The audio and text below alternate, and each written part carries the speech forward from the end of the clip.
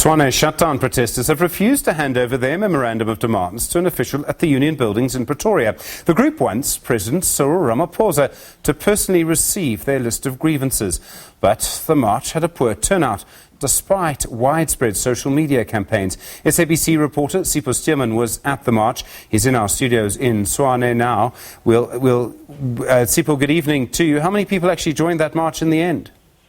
Well, a very good evening to you and our viewers at home. Well, in the end, we just had over 200 people, but in the early going, you wouldn't even find 50 people. Remember, they said this is a shutdown. All the townships around Tshwane North Township, such as Haranguwa, Soshanguve, and in the west, Atteridgeville, they said all these townships would be coming together. There wouldn't be taxis moving, but in the end, that was not the case. There was never a shutdown in Tshwane, and certainly the organizers had promised thousands of people. I mean, they spoke about 12,000 people, but in the end, we had far less, just over 200 people, Stephen. What were they protesting against? What demands were they making of the presidency?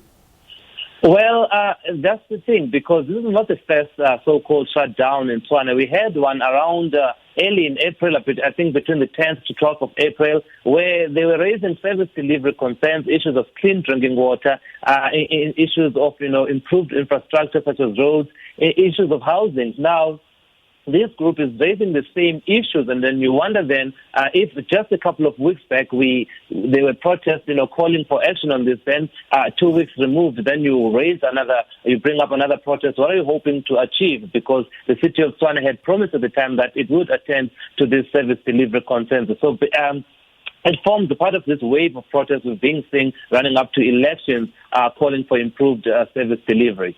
The police said at the beginning of the day that this march was actually illegal. Sipho, why do they believe that it was not a legal march? Why did police say that? Well, the city of Tshwane says they did not meet all their requirements for safety, considering that they had expected around 12,000 people.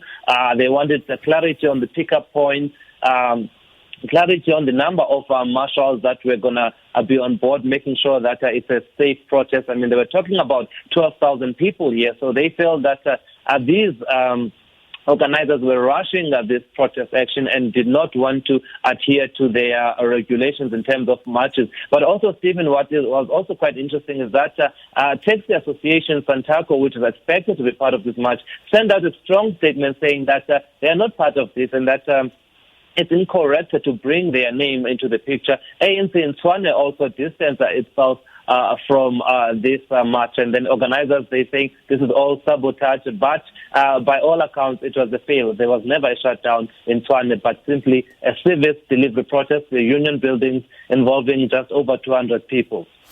You mentioned the elections earlier. I mean, did it seem to be linked to the elections? I mean, were people making political comments, or should I say party political comments about the elections next week while they were protesting today?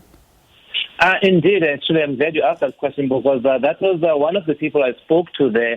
The protesters said that they would not be voting because they feel that politicians only consider them when it's election season. That is something that we've heard a lot. And one passionate demonstrator there said, after elections, we never hear them. That she felt that voting is to give certain politicians power, but they never get anything back as citizens in terms of service delivery. So there are some genuine concerns that were raised, of course, by those that were there, talking about job opportunities, talking about proper housing. So there are real concerns, but they're saying that politicians do not deliver, and so they will not be voting. So this is a touch to this election season that we're in, and people are saying, if you don't deliver the goods, I'm not going to vote.